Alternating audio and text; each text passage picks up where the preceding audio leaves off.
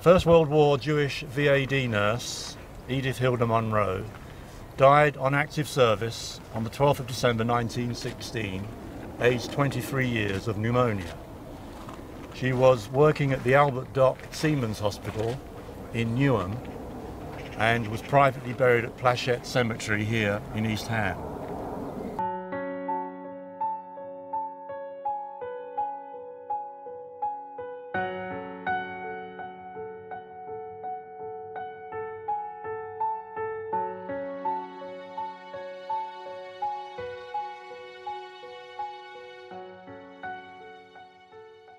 We're going to consecrate a stone which has been erected by the British and Commonwealth War Graves Commission.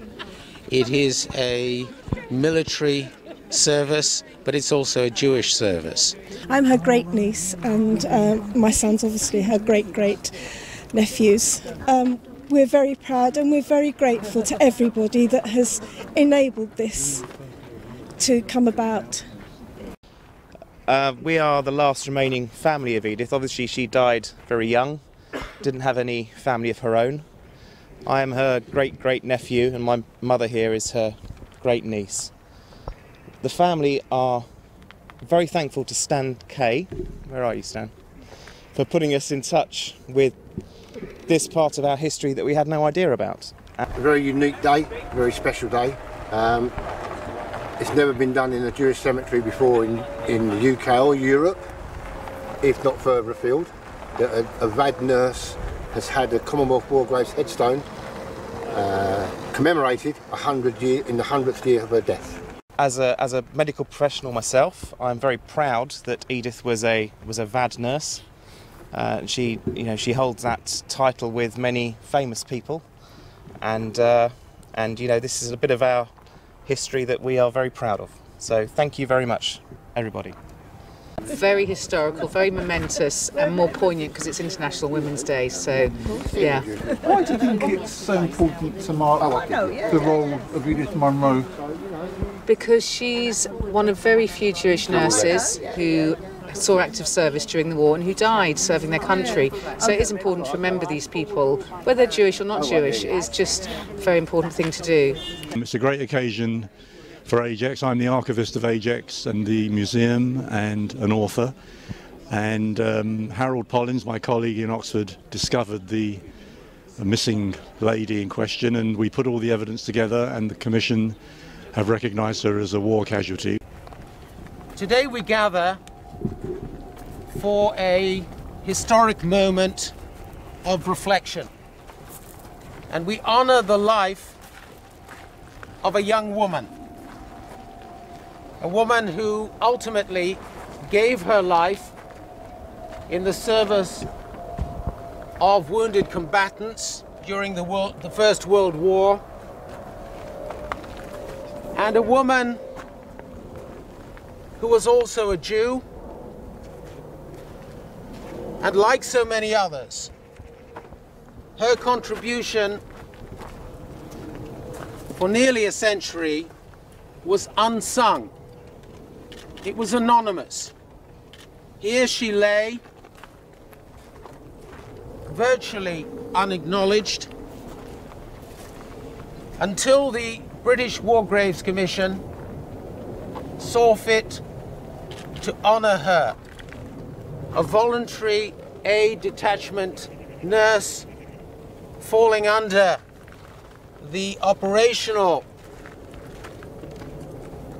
control of the Royal Army Medical Corps. I think a lot of people aren't aware of what V.A.D nurses were or what they did, and they performed a tremendous amount of work, and very difficult. They put themselves in danger as young Edith did. There were about 30,000 women served in the V.A.Ds in the two wars. Quite a few of them were killed or died of illness, nursing the wounded. And it's very important we remember the role of women, and particularly International Women's Day today. It's very appropriate that it's been organised for this particular day, and it's all part of our policy of bringing women into the historical narrative as much as we can, of course, because they did incredibly important work. I'm Lieutenant Commander Brian Bilverstone from Newham Cornwall VC Sea Cadets. I'm the Executive Officer of the unit, and we've been invited here to commemorate Nurse Munro. I'm here twofold really. I'm Christine Poole. I'm an ex-member of Queen Alexandra's Royal Naval Nursing Service, and of course the V.A.Ds were in Queen Alexandra's Royal Naval Nursing Service. And I'm also here to represent the Royal British Legion Women's Section, laying a wreath for them. I'm John Barber. I'm Deputy Lieutenant of Greater London, and I'm Deputy Lieutenant for Newham, and I'm the Queen's representative. This is the second occasion that we've been to this cemetery for what is a very important event, and it's rather lovely to see the numbers of people who've been able to come and having the cadets and so on like that, and it's an honour and a pleasure to be here.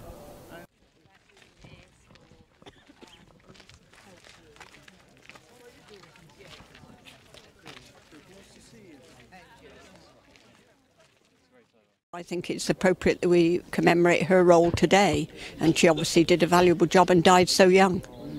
I think because she was a young woman who worked on her inspiration of what she thought was right to be able to do, and she had concern for people, and in the world in which we live, this is sort of a very important aspect to be able to highlight for people. So I would say that she's somebody that should be somebody that the world looks at and takes on board and realises the important work she did.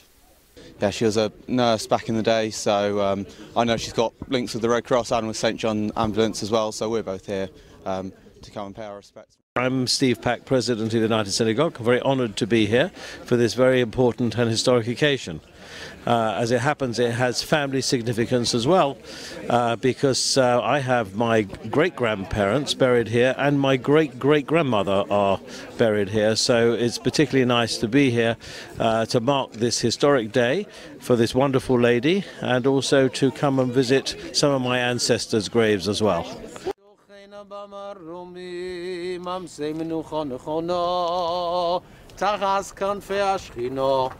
במעלות קדושים וטהורים כזוהר פרוקים ומסירים אס נשמת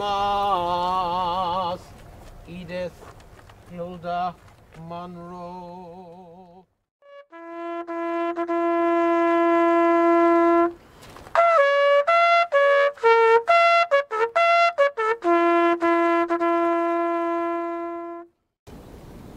She was the daughter of John Munro, a Scottish engineer born in Edinburgh in 1866, and Leah Nathan, who was born in Bow in 1868.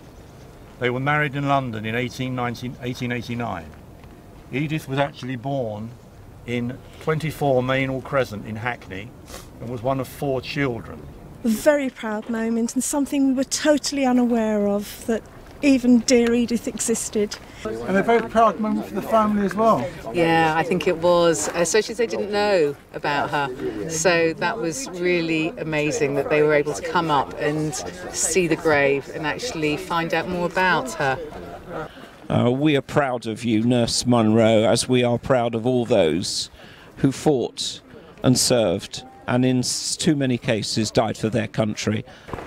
Well, not only should we mark Edith, but everybody that died in World War, whatever World War I or World War II, should be commemorated, should have a headstone of some description, whether it be private or Commonwealth War Graves, so that when people walk past their headstone, they can see that they fought for our freedom. And basically that's what they did. You know, the people that died in World War I fought for my freedom. And it's been a big task of yours, isn't it, today? For the last 2 years it has, and I've been very grateful for the help of the United Synagogue, US Women, especially Helen Style, and Deputy Lord Lieutenant of Newham, and obviously Rabbi Livingstone. Everybody has been very great, very helpful. US Women are really proud to have helped facilitate this, to be part of it, to have invited all the people here, and to celebrate, you know, an amazing woman's life that would have gone unknown. She gave her life for her country. What else can you say? Nothing.